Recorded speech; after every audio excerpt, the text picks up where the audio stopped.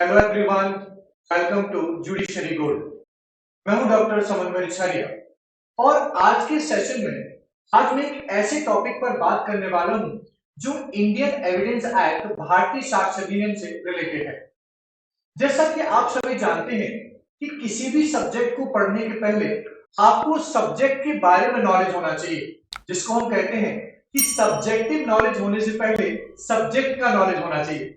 तो आज मैं इसी सब्जेक्ट के नॉलेज पर आपसे बात करने वाला हूं। और जैसा कि आप सब लोग जानते हैं कि सब्जेक्टिव नॉलेज पर जब हम बात कर रहे हैं तो आज का हमारा टॉपिक ये है कि how to study the Indian evidence act for judiciary. इस टॉपिक को अगर आप देखेंगे, इस टॉपिक से आपको ये समझ में आता है कि जुडिशियल एस्पिरेंट को इंडियन एविडेंस एक्ट को किस तरीके से पढ़ना चाहिए। तो नॉर्मली जब हम ये समझते हैं या किसी भी सब्जेक्ट को जब हम पढ़ना स्टार्ट करते हैं तो हमारे सामने दो क्वेश्चन आते हैं। या तो आपको वो सब्जेक्ट बहुत टफ लगता है या तो फिर आपको सब्जेक्ट बहुत आसान लगता है। तो ये बात भी बहुत सही है कि आपके लिए जो सब्जेक्ट टफ है वो किसी और के लिए सब्जेक्ट आसान है, और जो सब्जेक्ट आपके लिए आसान है वो किसी और के लिए टफ है।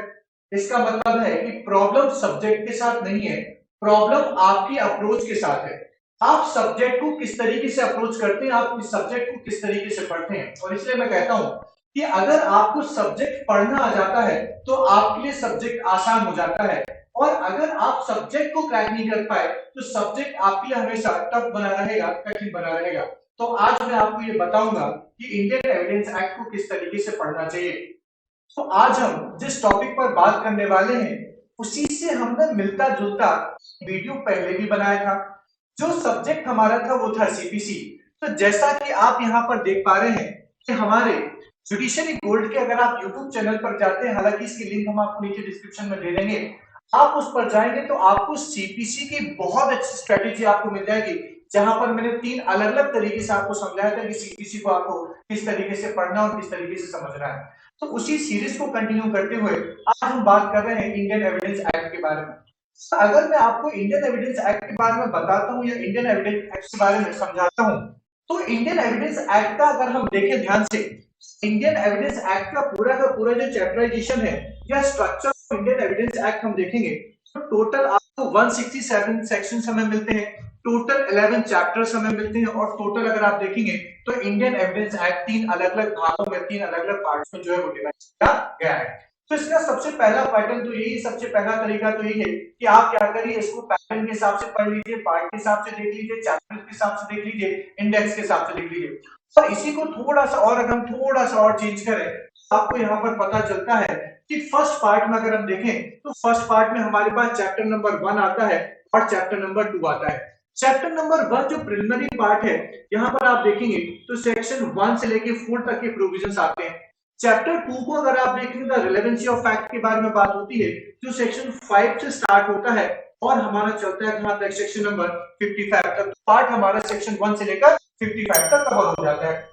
इसी तरीके से अगर मैं सेकंड पार्ट पर बात करूं तो सेकंड पार्ट आता है चैप्टर नंबर 3 से कि fact which need not to be proved. इसका मतलब है कि चैप्टर नंबर 3 में मेनली 3 प्रोविजंस हम लोग कवर करते हैं, सेक्शन नंबर 56, 57 और सेक्शन नंबर 58। उसी तरीके से चैप्टर नंबर 4 ओरल एविडेंस के बारे में बात करता है, चैप्टर नंबर 5 डॉक्यूमेंट्री एविडेंस के बारे में बात करता है। तो ओरल एविडेंस में सेक्शन नंबर 59 और 60 हमारे पास है। चैप्टर नंबर 6 में अगर हम देखेंगे तो ये प्रोविजंस हमारे 61 से स्टार्ट होते हैं। कहां से होते हैं? 61 से स्टार्ट होते हैं। और ये कहां तक चलते हैं तो अगर आप देखें तो 98 तक के प्रोविजंस हमारे पास आते हैं। और सबसे लास्ट में आता है chapter number 6, the exclusion of oral by documentary evidence. और इसकी अगर मैं आपसे बात करूं तो ये सेक्शन 91 से स्टार्ट होते हैं और 100 तक चलते हैं। ऐसे करके हमारा सेकंड पार्ट भी यहाँ पर कंप्लीट होता है, कवर। थर्ड पार्ट हमारा आता है चैप्टर नंबर 7 से स्टार्ट होता है, चैप्टर नंबर 11 तक चलता है। तो चैप्टर नंबर 7 में बर्डन ऑफ प्रूफ हमें मिलता है, जो सेक्शन 101 से स्टार्ट हमारा होता है और ये 114 तक चलता है। देन चैप्टर 8 में स्टॉपेज वाले प्रोविजंस होते हैं, जो सेक्शन 115 से स्टार्ट होते हैं और 117 तक हमें चलते हैं। देन हमारे पास विटनेसेस आते हैं, 118 से स्टार्ट होते हैं, 118 से स्टार्ट, और इस तरीके के प्रोविजन आपको मिलते हैं। देन चैप्टर नंबर 10 में अगर आप देखेंगे तो एग्जामिनेशन ऑफ विटनेसेस है, 11 में आप देखेंगे तो इम्प्रॉपर एडमिशन और रिजेक्शन ऑफ एविडेंस हमें यहाँ पर मिलता है। तो एक तो ये सिंपल सा तरीका हर जगह पर आपको मिल जाएगा। बैरेट के पैटर्न को अगर आप फॉलो करोगे, इंडेक्स को अगर आप फॉलो करोगे, तो एक सिंपल सा पैटर्न आपको यहाँ पर मिल जाता है, एक सिंपल सा तरीका मिल जाता है। सर मैं अक्सर आपसे ये कहता हूँ कि सब्जेक्ट पढ़ने के पहले आपके सब्जेक्ट के नेचर को पता होना चाहिए, क्योंकि जब तक सब्जेक्ट के नेचर को नहीं पता होगा आप उसको डील नहीं कर पाओगे। तो सब्जेक्ट का नेचर या तो सब्सटेंटिव लॉ होता है या प्रोसीजरल लॉ होता है। तो सबसे पहले आप ये देखिए कि सब्जेक्ट पढ़ने के पहले सब्जेक्ट का नेचर कैसा है, सब्सटेंटिव या प्रोसीजरल है। अगर सब्जेक्ट सब्सटेंटिव लॉ है, आपको कॉन्सेप्ट के अकॉर्डिंग पढ़ना चाहिए, आपको अवधारणा के हिसाब से पढ़ना चाहिए। अगर मैं आपसे कहता हूं कि सब्जेक्ट अगर प्रोसीजरल है तो आपको सिर्फ प्रोसीजर के अकॉर्डिंग पढ़ना चाहिए। जब तक आप उसे प्रोसीजर के अकॉर्डिंग नहीं पढ़ोगे तब तक वो सब्जेक्ट आपको कभी भी क्लियर नहीं होगा, आपके लिए वो हमेशा प्रॉब्लम क्रिएट करता रहेगा। तो जैसा कि हमने कहा कि इंडियन एविडेंस एक्ट एक प्रोसीजरल सब्जेक्ट है और इसलिए मैं उसको कैसे डील करने वाला हूँ, प्रोसीजर के अकॉर्डिंग पढ़ने वाला हूँ। तो दूसरा मेथड जो मैं पर्सनली यूज करता हूँ अपने ऑफलाइन क्लासेस में पढ़ाने के लिए, वो ये मेथड आपको मिलता है। जैसे ध्यान से सुनिए, सिविल केस के अंदर आपको जाना होता है प्रोसीडिंग फाइल करने के लिए, तो या तो आपको एप्लीकेशन फाइल करना होता है या आपको सूट फाइल करना होता है। उसी तरीके से क्रिमिनल केसेस के अंदर अगर आपको जाना है तो क्रिमिनल मैटर्स में या तो आपको एफआईआर लानी पड़ती है या फिर आपको कोई कंप्लेंट फाइल करनी पड़ती है। सेम पैटर्न अगर आप देखेंगे तो आपको कहां पर मिलता है, इंडियन एविडेंस एक्ट 1872 में मिलता है।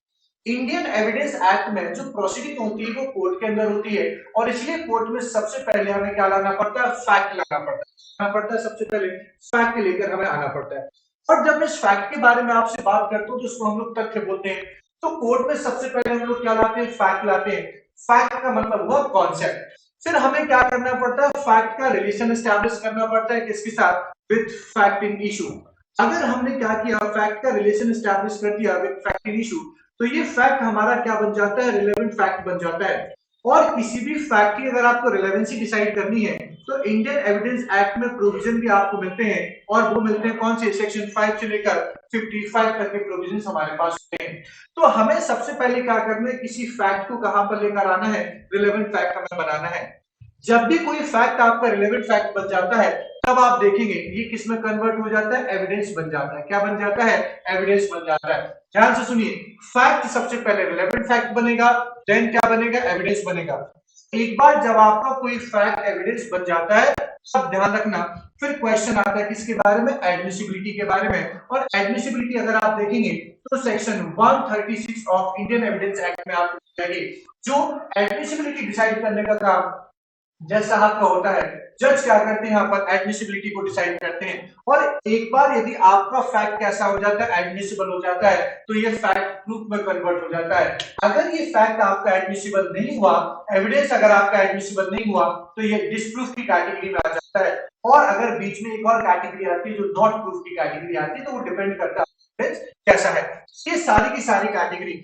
अगर मैं आपको इस तरीके से कहूं कि आपको अगर प्रोसीजरल लॉ से इंडियन एविडेंस एक्ट को पढ़ना है तो आप देखिए जरा किस तरीके से उसको देखा जाता है। सबसे पहला मेथड अगर मैं आपको बताऊं इंडियन एविडेंस एक्ट का, तो मैंने इंडियन एविडेंस एक्ट को 4 अलग अलग पार्ट्स में डिवाइड कर दिया। किसके लिए, पढ़ने के लिए, किस चीज के लिए, समझने के लिए। तो सबसे पहले आप क्या करेंगे, कॉन्सेप्ट पर बात करेंगे। तो सबसे पहला आपका जो टॉपिक होगा वो इंडियन एविडेंस एक्ट 1872 का कॉन्सेप्ट होगा। आप कॉन्सेप्ट पर बात, जैसे हम कॉन्सेप्ट कंप्लीट करेंगे उसके बाद आपको रिलेवेंसी पर आना है। रिलेवेंसी कंप्लीट करने के बाद आप प्रूफ वाले टॉपिक पर आएंगे और उसके बाद फिर हम लोग एविडेंस के बारे में बात करेंगे। ऐसे करके मैंने क्या कर दिया, आपको 4 अलग अलग पार्ट्स यहाँ पर बता दिए, 4 अलग अलग तरीके मैंने आपको बता दिए। आप ध्यान से सुनिए, क्योंकि आपको पता है 167 सेक्शंस हैं तो उसको किस तरीके से पढ़ना है, किस तरीके से समझना।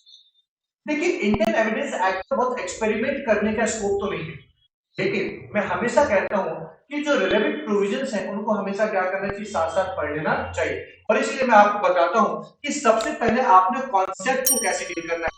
कॉन्सेप्ट जब हम लोग पढ़ना स्टार्ट करते हैं तो कॉन्सेप्ट को भी हम क्या करते हैं, अलग अलग तरीके से कवर।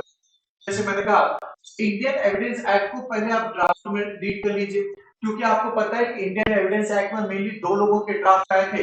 पहला ड्राफ्ट सर हिंदी समनर का था और सेकंड ड्राफ्ट आपका ड्राफ्ट जो था वो स्टीफन साहब का। तो 2 ड्राफ्ट आपको यहाँ पर मिल जाते हैं। ड्राफ्ट कंप्लीट होता है तो फिर नेचर हमारे पास आता है। नेचर भी आप लोग जानते हैं कि ये सिविल और क्रिमिनल दोनों के ऊपर इंडियन एविडेंस एक्ट क्या होता है, इक्वली एप्लीकेबल होता है। दोनों पर बराबरी तौर से कैसा होता है, लागू माना जाता है। साथ ही साथ अगर आप देखेंगे तो इंडियन एविडेंस एक्ट कुछ प्रोविजंस में सिर्फ सिविल मैटर्स के ऊपर यूज होता है, कुछ मैटर्स में आप देखेंगे तो क्रिमिनल मैटर्स के ऊपर यूज होता है। तो जब आप सब्जेक्टिव नॉलेज लेंगे तब आपको ये चीजें पता चलेगी कि किस तरीके से आपको इसे रीड करना है, किस तरीके से आपको इसे कौन कौन से प्रोविजन है जो आपको सिविल और क्रिमिनल में मिल जाते हैं। उसी तरीके से कमिटमेंट वाले पार्ट पर आएंगे तो section 1 of Indian evidence act अगर आप देखेंगे तो आपको पता चलेगा कि इंडियन एविडेंस एक्ट संपूर्ण भारत पर the whole territory of India के ऊपर एप्लीकेबल जो है होता है। फिर आपको ये भी देखना पड़ेगा कि इंडियन एविडेंस एक्ट कहाँ यूज नहीं होता है, तो मैंने आपको बताया जैसे एफिडेविट की जो है एफिडेविट पर नहीं होता है। दूसरा मैंने आपको बताया कि जो मीडिएशन प्रोसीडिंग्स है वहां नहीं होता है। ऐसे करके आपको यहाँ पर क्या करना है, ड्राफ्ट, नेचर और कमिटमेंट आपको तैयार कर लेना है। ये आपको क्या करते हैं, कॉन्सेप्ट। इसके साथ साथ आप ये भी देखेंगे तो इंडियन एविडेंस एक्ट में आपको 3 गोल्डन रूल भी मिलते हैं, तो गोल्डन रूल भी क्या करेंगे, इसके साथ कवर करेंगे। और इसके बाद फिर आप आइए कहां पर, डेफिनेशंस पर। देखिए डेफिनेशंस को बहुत ध्यान से पढ़ने की जरूरत है, क्योंकि जितने डेफिनेशंस अगर आप स्ट्रॉन्ग कर लेंगे उसके साथ आप आगे बढ़ पाएंगे। जैसे मैं आपको एक सिंपल सा कॉन्सेप्ट बता, सबसे पहले अगर आप देखेंगे तो सबसे पहली डेफिनेशन आपको पढ़ना चाहिए फैक्ट। ठीक है, फैक्ट का जब हम क्लासिफिकेशन करते हैं तो दो तरीके के फैक्ट हमको मिलते हैं। अगर फैक्ट की डेफिनेशन देखेंगे तो which can be perceived by the senses, जिनका हम अपनी ज्ञान इंद्रियों के माध्यम से वहन करते हैं, वो फैक्ट कहलाते हैं। जब हम फैक्ट का क्लासिफिकेशन करते हैं तो एक हमारे पास रिलेवेंट फैक्ट आता है, दूसरा हमारे पास इशू आता है। तो ये दोनों डेफिनेशंस भी आपको बैरिट के अंदर मिल जाएंगे। ठीक है, तो किसके बारे में बात करते हैं, एविडेंस के बारे में बात करते हैं। एविडेंस की डेफिनेशन आपको, फिर हम बात करते हैं डॉक्यूमेंट के बारे में, तो डॉक्यूमेंट की डेफिनेशन भी आपको यहाँ पर मिल जाएगी। फिर हम बात करते हैं प्रूफ, डिसप्रूफ और नॉट प्रूफ के बारे में, तो उसकी डेफिनेशन आपको बैरिट में मिल जाएगी। तो ऐसे करके आपको क्या करना है, डेफिनेशन क्लॉज यहाँ पर कर लेना है। फिर इसमें आप देखिए एक और टॉपिक हमारे पास आता है, जो प्रिजम्पशन वाला टॉपिक आता है, उदाहरणा वाला टॉपिक आता है। तो अगर आप डायरेक्ट में जाएंगे तो सेक्शन 4 में आपको 3 अलग अलग तरीके के प्रिजम्पशंस मिलते हैं, मे प्रिज्यूम, सेल्फ प्रिज्यूम और कंक्लूसिव प्रूफ। लेकिन जब आप प्रिजम्पशन को थोड़ा सा और डिटेल में पढ़ने की बात करेंगे, थोड़ा सा और समझने की बात करेंगे, तो और बहुत सारे प्रिजम्पशंस आपको मिल जाएंगे। जैसे मैं कहता हूं, अगर आपने यहाँ पर सेक्शन नंबर 4 पढ़ा है तो आपको इसके साथ में क्या करना चाहिए, इसके साथ में ही आपको थोड़ा सा आगे बढ़ जाना चाहिए। और जब आप इसके साथ थोड़ा सा क्या करते हैं, आगे बढ़ते हैं, तो फिर आपको 79 से लेकर 98 तक के प्रोविजन आपको मिल जाते हैं, जहां पर सेल्फ प्रिजम्पशन आपको मिलता है 79 से लेकर 85 सी तक के प्रोविजंस हमें मिलते हैं। और सेक्शन नंबर 89 में प्रिज्यूम अगर आप देखेंगे तो 86, 87, 88 और 90 और 98 में आपको में प्रिजम्पशन जाते हैं। अगर आपने एक बार प्रिजम्पशन पढ़ना स्टार्ट किया तो उसको पूरा कंप्लीट कर लीजिए। सेक्शन 4 के साथ 79 से लेकर 98 तक के प्रोविजंस आप कंप्लीट यहां पर कर सकते हैं। डेफिनेशंस मैंने आपको बताया। ऐसे करके आप क्या कर सकते हैं, इंडियन एविडेंस एक्ट का पूरा कॉन्सेप्ट आप क्या कर सकते हैं, ध्यान रखना। कॉन्सेप्ट आपको सबसे पहले पढ़ना है, कॉन्सेप्ट आपको सबसे पहले क्या करना है, क्लियर यहां पर करना है। कॉन्सेप्ट के बाद अगर आप देखेंगे तो जो सेकंड स्टेज हमारे पास आती है वो आती है रिलेवेंसी ऑफ फैक्ट्स। रिलेवेंसी अपने आप में एक बड़ा टॉपिक है, अपने आप में एक बड़ा चैप्टर है, अपने आप में एक बड़ा पार्ट, और इसलिए सेक्शन 5 से स्टार्ट होता है और 55 तक चलता है। अगर आपने इसको पढ़ना है तो इसको थोड़ा सा आपने क्या करना पड़ेगा, इसको आसान बनाना पड़ेगा। और इसलिए मैंने क्या कर दिया, इसको थोड़ा सा आसान बनाया। मैंने इस पूरे चैप्टर को क्या कर दिया, 7 टाइप्स में डिवाइड कर दिया। तो there are 7 types of legal relevancy. इसका मतलब है कि पूरे इंडियन एविडेंस एक्ट में 7 टाइप्स ऑफ लीगल रिलेवेंसी है। तो मैंने क्या किया, इसको अलग अलग पार्ट में डिवाइड कर दिया। जैसे आप देखिए, सबसे पहले मैंने आपको बताया कनेक्टेड फैक्ट्स, और ये कनेक्टेड फैक्ट्स आपको कहां से मिलेंगे, 6 से लेकर 16 तक, एक कैटेगरी। अगर कनेक्टेड फैक्ट्स है फिर आप देखिए एडमिशन है, फिर आप देखिए स्टेटमेंट ऑफ नॉन विटनेस आपको मिलेंगे, फिर स्टेटमेंट अंडर स्पेशल सर्कमस्टेंसेस आपको मिलेंगे 34 से लेकर 38, और फिर रिलेवेंसी ऑफ जजमेंट, और इसके बाद आपको एक्सपर्ट ओपिनियन मिलता है, तो लास्ट में मिलता है रिलेवेंसी ऑफ कैरेक्टर। तो मैंने इसको क्या किया, वो डिवाइड किया हो, लेकिन जब आपको पढ़ना है तो किस तरीके से पढ़ना है ये जरा ध्यान से। सबसे पहले आप कोशिश करिए कि हम लोग किसके बारे में बात करें, कनेक्टेड फैक्ट्स के बारे में बात करें, क्योंकि ये थोड़ा सा बड़ा टॉपिक है। आप जब कनेक्टेड फैक्ट्स के बारे में पढ़ते हैं तो ध्यान रखना कि कनेक्टेड फैक्ट के साथ ही आपकी लास्ट वाला जो टॉपिक है, रेलेवेंसी ऑफ कैरेक्टर, ये आप साथ में कवर करें। ठीक है, अगर आप इन दोनों को साथ में पढ़ेंगे तो आपके लिए क्या हो जाएगा, बहुत आसान हो जाएगा। और कोई भी चीज आसान बनानी होती तो इस तरीके की करेक्शंस भी आपको क्या करने पड़ते हैं, करने पड़ते हैं। इसलिए मैं आपसे कह रहा हूँ कि जो पहला टॉपिक कवर करेंगे इसके साथ आप क्या करिए, लास्ट वाला टॉपिक करिए, तो ये आपको थोड़ा सा मैनेज हो जाएगा, आसान हो जाएगा, बहुत सारे सेम प्रोविजंस आपको मिलेंगे। तो हम लोग बोलते हैं, बात करते हैं एडमिशन पर। एडमिशन अपने आप में एक बड़ा टॉपिक है, इसलिए एडमिशन और कन्फेशन दोनों को हम लोग अलग अलग तरीके से पढ़ेंगे। एडमिशन वाला पोर्शन अलग रहेगा जो सेक्शन 17 से स्टार्ट होगा, और ये नॉर्मली तो अगर आप देखेंगे तो 31 तक चलता है, लेकिन ये आपको मिलेंगे 23 तक, और इसमें सेक्शन नंबर 31 आ जाता है। और कन्फेशन अगर आप पढ़ोगे तो 24 से लेकर आपको ये प्रोविजन मिल जाएंगे, कहां तक, 30 तक आपको यहाँ पर मिल जाएंगे। तो ये बड़ा टॉपिक है, तो एडमिशन और कन्फेशन को आप कवर कर लीजिए, कोई प्रॉब्लम नहीं। लेकिन उसके बाद आप देखिए नॉन विटनेस स्टेटमेंट और स्टेटमेंट अंडर स्पेशल सर्कमस्टेंसेस, इनको आप एक साथ कवर करिए। तो 32 से लेकर 38 तक के प्रोविजंस आपके साथ हो जाएंगे, बहुत आसान, कोई टफ नहीं, ठीक है। और इसके बाद दो टॉपिक हमारे बचते हैं, रिलेवेंसी ऑफ जजमेंट और एक्सपर्ट ओपिनियन। तो रिलेवेंसी ऑफ जजमेंट 40 to 44 हमें मिलता है, और हमें एक्सपर्ट ओपिनियन और नॉन एक्सपर्ट दोनों इसके अंदर मिलते हैं, 45 से लेकर 51 तक हमें मिल जाता है। ऐसे करके हम क्या कर सकते हैं, रिलेवेंसी ऑफ फैक्ट्स को यहाँ पर कवर कर सकते हैं। याद रखना, 1 को हमें 7 के साथ कवर करना है, 2 में हमें एडमिशन कन्फेशन दोनों कवर करना है, यहाँ पर 3 और 4 मतलब आपका नॉन विटनेस स्टेटमेंट और अंडर स्पेशल सर्कमस्टेंसेस दोनों साथ कवर करना है। जजमेंट, रिलेवेंसी ऑफ जजमेंट और एक्सपर्ट ओपिनियन को साथ में कवर यहाँ पर करेंगे। हम जब ये कवर कर लेते हैं तो इसमें एक चीज हमारे सामने आती है कि सबसे बड़ा टॉपिक कौन सा है। कहता हूं सबसे बड़ा टॉपिक है हमारे पास कनेक्टेड फैक्ट। सबसे बड़ा टॉपिक हमारे पास क्या है, कनेक्टेड फैक्ट। और इसको पढ़ना थोड़ा सा क्या होती है, दिक्कत यहाँ पर होती है, और इसलिए इसको हमने क्या कर दिया, अलग अलग पार्ट्स में डिवाइड कर दिया। कैसे, जरा ध्यान से सुनिए। अगर इस पूरे स्ट्रक्चर को अगर आप देखेंगे तो कुछ इस तरीके से आपको यहाँ पर मिलता है, और इसलिए आपको इसे कैसे पढ़ना है ये मैं थोड़ा सा आसान कर देता हूँ। और इसको अगर आपने समझना है तो मैं आपको बताऊं कि सबसे पहले आपको क्या करना चाहिए, ध्यान से सुनिए। सेक्शन नंबर 6, 7 और 8, इसका मतलब है कि रेस गेस्टेड, कॉज और इफेक्ट, मोटिव, प्रिपरेशन और कंडक्ट, इन तीनों प्रोविजंस को एक साथ 6, 7 और 8 पार्ट ऑफ सेम ट्रांजैक्शन या रेस गेस्टेड अगर आप देखेंगे तो नॉर्मली तीनों में आपको मिलता है। उसके साथ आपको 9 और अगर आप देखेंगे तो 10, ये आपको दोनों को एक साथ पढ़ना चाहिए, 9 और 10, तो आपके लिए चीजें थोड़ा आसान होंगे। तो 6, 7, 8 को आप एक साथ ले लीजिए, इसकी ग्रुपिंग कर लीजिए, 9 और 10 को आप एक साथ लेकर आ जाइए। ध्यान से सुनिए, ये आपकी प्रॉब्लम अलग हो जाती है।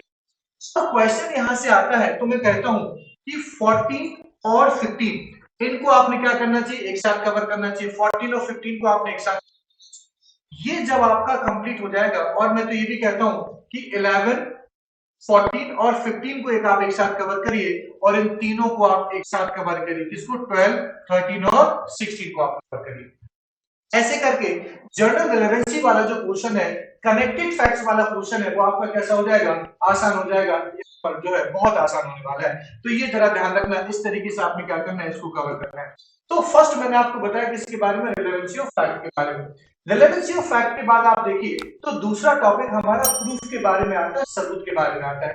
तो इस प्रूफ को जब हम पढ़ना स्टार्ट करते हैं तो आप सब लोग जानते हैं इसमें चैप्टर नंबर 3 आता है, 4 आता है, 5 आता है, और हमारे पास क्या आता है, 6 आता है। और इसीलिए जब हम इसको पढ़ना स्टार्ट करते हैं तो मैंने आपको कहा कि चैप्टर नंबर 3 में आपको 3 प्रोविजंस मिलते हैं, 56, 57 और 58।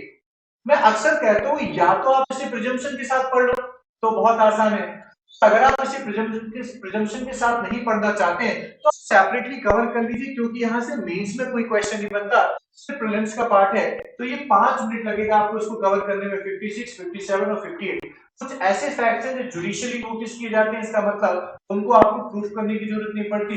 कुछ ऐसे फैक्ट्स होते हैं जहां पर दोनों पार्टीज उनको एडमिट कर देती हैं, तो उनको हम एडमिटेड फैक्ट्स कहते हैं, उनको भी प्रूफ करने की जरूरत नहीं पड़ती है। चैप्टर 4 ध्यान से सुनिए, और चैप्टर 5 इसको मैं हमेशा कहता हूं एक साथ पढ़िए। एक साथ इसलिए पढ़िए क्योंकि मेनली एविडेंस की बात करता है। किसकी बात करता है, एविडेंस की बात करता है। और एविडेंस में हमें क्या क्या मिलता है, तो ध्यान से सुनिए। चैप्टर 4 स्टार्ट होगा 59 और 60, मतलब दो प्रोविजन हमारे पास है। Oral evidence must be direct और all facts may be proved by oral evidences. तो 59 और 60 हमारा ओरल एविडेंस को डील करता है, और 61 से लेके 65 बी तक हमारा डॉक्यूमेंट्री एविडेंस और इलेक्ट्रॉनिक रिकॉर्ड को। ओरल एविडेंस में आपको 59 और 60 मिल जाएगा, डॉक्यूमेंट्री एविडेंस इलेक्ट्रॉनिक रिकॉर्ड में हमें क्या मिल जाएगा, 61 टू 65 यहाँ मिल जाएगा। इस टॉपिक के बारे में मैं आपको बता देता हूँ, ये बहुत आईएमपी है, बहुत सारे क्वेश्चंस यहाँ से बनते हैं। इस टॉपिक को आपने ज्यादा टाइम देना है, इसको बहुत ध्यान से समझना है। जितने क्वेश्चन प्रीलिम्स में बनते हैं उससे ज्यादा क्वेश्चन मेंस में आपके बनते हैं, और इंटरव्यू में भी क्वेश्चन बनते हैं। जैसे मैं आपको थोड़ा सा एग्जांपल देता हूँ, समझा। प्रीलिम्स में क्वेश्चन ये बनते हैं कि कौन सा एविडेंस जो है वो ओरल एविडेंस है, कौन सा एविडेंस जो है वो प्राइमरी एविडेंस है, कौन सा एविडेंस आपका सेकेंडरी एविडेंस है। मेंस में क्या बनता है, मेंस में आपको सेकेंडरी एविडेंस और प्राइमरी एविडेंस और आप इलेक्ट्रॉनिक एविडेंस को लेकर सीधा सीधा क्वेश्चन आपको पूछा जाएगा। 65 भी आपको लिखने के लिए आएगा, आपको उसे लिखना पड़ेगा। और इंटरव्यू में जो क्वेश्चन पूछे जाएंगे वो अक्सर क्वेश्चन पूछे जाते हैं आपके इलेक्ट्रॉनिक रिकॉर्ड को लेकर, क्योंकि आज के टाइम में अगर आप देखेंगे आईटी एक्ट और इस तरीके के बहुत सारे साइबर ऑफेंसेस होना स्टार्ट हो चुके हैं, तो यहाँ पर 65 बी की रिलेवेंसी बहुत ज्यादा बढ़ चुकी है। इसलिए इंटरव्यू में जो क्वेश्चन पूछे जाते हैं वो 65 बी से पूछे जाते हैं। कुछ यहाँ पर जजमेंट्स भी है 65 बी के अंदर, तो वो जजमेंट्स भी आपके बहुत यहाँ पर काम आते हैं, तो उसके ऊपर भी जरा आप ध्यान रखना। तो चैप्टर 4 और 5 को हम क्या कर सकते हैं, एक साथ कर सकते हैं, लेकिन यहाँ पर एक प्रॉब्लम आती है। प्रॉब्लम यहाँ पर यह है कि जब भी हम डॉक्यूमेंट के बारे में पढ़ने जाते हैं, डॉक्यूमेंट्री एविडेंस के बारे में जाते हैं, ये चैप्टर थोड़ा सा ना बड़ा लगता है, क्योंकि प्रोविजन तो स्टार्ट हो रहे हैं 61 से और चल कहां तक रहे हैं 90 तक। तो इसलिए हमने इसको थोड़ा सा आसान किया। आसान कैसे किया, हमने इसको तीन अलग अलग पार्ट में क्या कर दिया, डिवाइड कर दिया। कैसे डिवाइड किया, तो मैंने आपको कहा कि सबसे पहले हम क्या करेंगे, डॉक्यूमेंट्री एविडेंस को पढ़ेंगे, इसके बारे में कंटेंट ऑफ डॉक्यूमेंट के बारे में। सेकंड हम पढ़ेंगे किसके बारे में, एग्जीक्यूशन ऑफ डॉक्यूमेंट के बारे में। और थर्डली हम इस पार्ट को कवर करेंगे टाइप्स ऑफ डॉक्यूमेंट्स के बारे में। आप सब लोग जानते हैं कि कंटेंट ऑफ डॉक्यूमेंट अगर आपको प्रूफ करना है तो आप कैसे करोगे, बाय प्राइमरी और सेकेंडरी एविडेंस। तो ये वाला पोर्शन आपका प्राइमरी और सेकेंडरी एविडेंस से कवर हो जाएगा। एग्जीक्यूशन ऑफ डॉक्यूमेंट पर अगर हम बात करें, एग्जीक्यूशन ऑफ डॉक्यूमेंट 68 से लेके 72 तक आपको मिलते हैं, और किसी भी डॉक्यूमेंट के एग्जीक्यूशन को प्रूफ करने के लिए आपको अटेस्टिंग विटनेस की जरूरत होती है। तीन टाइप के डॉक्यूमेंट आपके पास होते हैं जिनमें अटेस्टेशन जरूरत होती है, अटेस्टेशन रिक्वायर्ड रहता है। गिफ्ट, बिल और मॉर्गेज, दान, बंधक और वसीयत। यहाँ पर आप देखेंगे तो तीन टाइप के डॉक्यूमेंट्स हमें यहाँ पर मिलते हैं जिनको प्रूफ करने की जरूरत हमें होती है। और तीसरा टॉपिक आता है हमारे पास टाइप्स ऑफ डॉक्यूमेंट के बारे में, 74 से लेके 78 तक। तो नॉर्मली अगर आप देखेंगे तो डॉक्यूमेंट का जब वो क्लासिफिकेशन करते हैं तो मेनली दो टाइप के डॉक्यूमेंट्स हमारे पास होते हैं। एक हमारे पास पब्लिक डॉक्यूमेंट होता है और दूसरा हमारे पास प्राइवेट डॉक्यूमेंट होता है। प्राइवेट डॉक्यूमेंट को तो प्राइमरी सेकेंडरी दोनों से प्रूफ कर सकते हैं, लेकिन जो पब्लिक डॉक्यूमेंट्स होते हैं उनको प्रूफ करने के लिए हमें सर्टिफाइड कॉपी की जरूरत पड़ती है। और इसलिए अगर आप देखेंगे तो 74 से लेकर 78 तक पब्लिक डॉक्यूमेंट, प्राइवेट डॉक्यूमेंट और सर्टिफाइड कॉपी तीनों के बारे में प्रोविजन दिए गए हैं, तो हम तीनों को एक साथ ऐसा प्रोविजन हमारे पास। अब अगर आप देखिए पिछली वाली स्लाइड में अगर आप देखिए तो मैंने एक टॉपिक यहाँ पर छोड़ा था, वो था चैप्टर नंबर 6। चैप्टर नंबर 6 जब हम लोग पढ़ते हैं, exclusion of oral by documentary evidence, और ये आपको मिलते हैं कहां से, 91 से लेकर 100 तक के प्रोविजन हमारे पास कहां से आते हैं, 91 से लेकर 100 तक के प्रोविजन हमारे पास आते हैं। और इसलिए जब मैं चैप्टर 6 के बारे में आपसे बात कर रहा हूं तो ये बड़ा आसान है, क्योंकि हम इसको क्या करते हैं, दो अलग अलग पार्ट में डिवाइड करते हैं। 91 से 100 अगर आपको पढ़ना है तो बड़ा सिंपल सा है कि आप देखिए कहां पर एक्सक्लूजन ऑफ ओरल एविडेंस हो रहा है, तो 91, 92 और 99 को आप एक साथ कवर, 91, 92 और 99 को आप क्या करिए, एक साथ कवर करिए। बाकी रिमेनिंग जो प्रोविजंस है आपके 93 से लेके आपके 100 तक के जो प्रोविजंस है, 98 तक के प्रोविजंस है, वो आपके दो पार्ट में डिवाइड हो जाएंगे, एक पेटेंट डिफेक्ट, दूसरा लेटेंट डिफेक्ट। तो एक पेटेंट डिफेक्ट हमारे पास और लेटेंट डिफेक्ट हमारे पास है, तो ये टॉपिक को आप इस तरीके से कवर कर सकते हैं। यहाँ क्वेश्चंस कैसे पूछे जाते हैं, तो प्रीलिम्स में क्वेश्चन तो आपके इलस्ट्रेशन बेस्ड पूछे जाते हैं, कोई प्रॉब्लम नहीं है, बट मेंस में यहाँ से दो टाइप के क्वेश्चन, फुल लेंथ क्वेश्चन भी पूछा जाता है, 8 नंबर में क्वेश्चन भी आपसे पूछा जाता है, और एक शॉर्ट नोट का भी क्वेश्चन यहाँ से बनता है। तो पेटेंट और लेटेंट डिफेक्ट के ऊपर शॉर्ट नोट तैयार कर लेना, और इवन दोनों में डिफरेंसेस भी आप तैयार जरूर करना, दोनों में यहाँ से क्वेश्चन जो है बार यहाँ बन जाते हैं। ऐसे करके आपको क्या करना है, सेकंड पार्ट कर लेते हैं। सेकंड पार्ट अगर आपका कंप्लीट होता है तो फिर हम आगे बढ़ते हैं, और आगे बढ़ते हैं तो पहुंचते हैं कहां पर, थर्ड पार्ट। थर्ड पार्ट अगर आप देखेंगे तो कुछ एविडेंस के बारे में बात करता है। जो चैप्टराइजेशन अगर आप देखेंगे तो चैप्टर 7 से लेकर कहां तक मिलता है, चैप्टर 11 तक। चैप्टर 11 सबसे पहले कवर कर लेना, कोई प्रॉब्लम नहीं, ज्यादा लोड लेने की जरूरत नहीं है इसमें, ज्यादा परेशान होने की जरूरत नहीं है। ना तो प्रीलिम्स में क्वेश्चंस बनते हैं, ना ही मेंस में बनते हैं। क्वेश्चन सबसे ज्यादा कहां से बनते हैं, क्वेश्चन बनते हैं चैप्टर नंबर 7 से। और इसलिए जब मैं आपको चैप्टर नंबर 7 के बारे में बता रहा हूं, इसको हम क्या करते हैं, तो ये सेक्शन ध्यान से सुनिए, कहां से स्टार्ट होता है, 101 से स्टार्ट होता है, 114 तक चलता है। और इसलिए मैं क्या करता हूं, उसको दो पार्ट में डिवाइड कर देता हूं। फर्स्ट कैटेगरी आती है बर्डन ऑफ प्रूफ, जो सेक्शन 101 से लेकर हमें कहां तक मिलती है, 110 तक मिल जाती है। आसान है, कुछ भी नहीं करना है, बर्डन ऑफ प्रूफ आपको देखना है, कहां पर होता है और कहां पर आपका फिक्स्ड होता है, ये बर्डन ऑफ प्रूफ आपको देखना है। इसमें आपको 106, 107, 108 भी आपको मिल जाएगा, प्रिजम्पशन ऑफ लाइफ भी मिल जाएगा, और प्रिजम्पशन ऑफ डेथ भी आपको मिल जाएगा। तो ये सारी की सारी चीजें बर्डन ऑफ प्रूफ में आप कवर कर लोगे। सेकंड पार्ट आता है जो प्रिजम्पशन आपको मिलता है सेक्शन 11 से 114A तक। इसमें दो तीन प्रोविजंस जो आपके बहुत काम आते हैं, जैसे सेक्शन 113A, सेक्शन 113B। कहीं पर अगर आप देखिए तो किसी भी, और 114A में भी आपके प्रोविजंस आते हैं।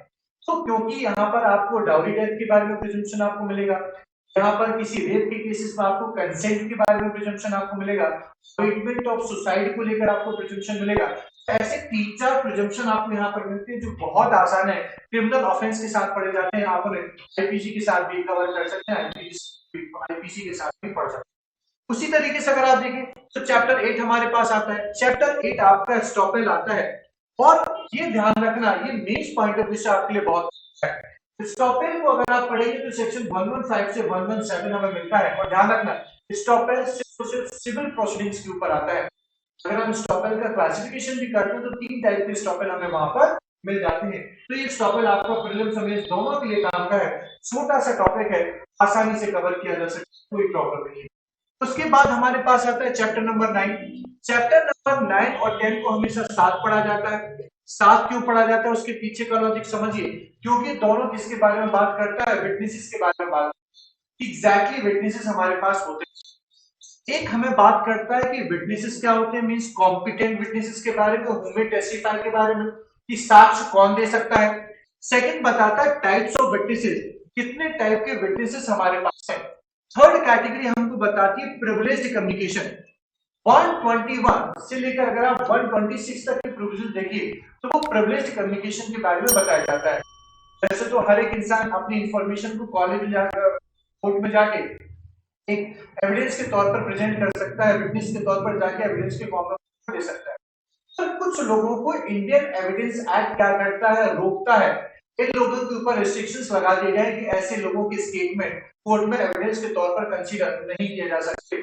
और वो क्या कहलाते हैं, वो कहलाते हैं आपके प्रिविलेज्ड कम्युनिकेशन, जो कहां से स्टार्ट होते हैं, 121 से लेके 126 तक। आप इनको कवर करिए। इनको कवर करने के बाद फिर एग्जामिनेशन ऑफ विटनेसेस आता है। ये बहुत आसान है, दो तीन चार टॉपिक इसके अंदर आते हैं, एक्चुअली पूरा पूरे चैप्टर। इस पूरे चैप्टर में अगर आप देखेंगे तो सबसे पहले आपको क्या कवर करना है, एग्जामिनेशन ऑफ विटनेसेस। तो तीन टाइप के एग्जामिनेशन होते हैं, कौन कौन से होते हैं, एग्जामिनेशन इन चीफ होता है, क्रॉस एग्जामिनेशन होता है, और री एग्जामिनेशन होता है। इसके साथ आप दो और चीजें रीड कर लीजिए। एक मैं आपको बताता हूं कि आपको मिलेगा 141 में आपको मिलेगा रीडिंग क्वेश्चन क्या होते हैं, और इसके साथ साथ आप हॉस्टाइल विटनेस को भी कवर कर लीजिए। अगर आपका ये टॉपिक के साथ आपने इतनी चीजें कवर कर ली तो आपके लिए बहुत आसान हो जाता है। अब इसमें आपको दो चीजें और करना है। एक सेक्शन 145 में कॉन्ट्रडिक्शन के बारे में आपको देखना है कि कौन कौन से रिटन स्टेटमेंट को कॉन्ट्रडिक्ट किया जा सकता है, और एक आपको कॉर्पोरेशन के बारे में भी पढ़ना है।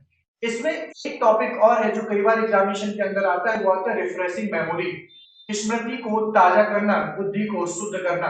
और इसीलिए रिफ्रेशिंग मेमोरी भी आप क्या कर सकते हैं, यहाँ पर कवर कर सकते हैं। तो ये टॉपिक आपका वहां पर आता है। और जैसा कि मैंने आपसे कहा कि सबसे लास्ट में हमारे पास chapter number 11 improper admission and rejection of evidence, जो सेक्शन 160 के अंदर मिलता है। बहुत आसान है, बताने की जरूरत नहीं है। तो ऐसे करके मैंने आपको ओवरऑल पूरा एविडेंस बताया कि एविडेंस को किस तरीके से पढ़ना है। पहले आप कॉन्सेप्ट को कवर करिए, सर रिलेवेंसी वाले पार्ट को कवर करिए, रिलेवेंसी वाला पार्ट कवर हो जाएगा तो प्रूफ वाले पार्ट पर आइए और उसके बाद फाइनल या फिर एविडेंसेस वाले और एविडेंसेस वाले पार्ट पर आ सकते हैं। ऐसे करके आप एविडेंस कंप्लीट कर सकते हैं, उसे आप पूरा कंप्लीट कर सकते हैं। तो ये था, अगर आप देखेंगे ये पूरा का पूरा हमारा स्ट्रेटेजी थी, इस तरीके से डिस्कशन। सर आपको इसमें कोई भी डाउट है, इसमें कोई भी प्रॉब्लम है तो आप नीचे कमेंट बॉक्स में क्वेश्चन कर सकते हैं। अगर आप इस लेक्चर की पीडीएफ चाहते हैं तो हमारे जुडिशरी गोल्ड के टेलीग्राम चैनल पर आप जाके इस पीडीएफ को डाउनलोड भी कर सकते हैं। Thank you.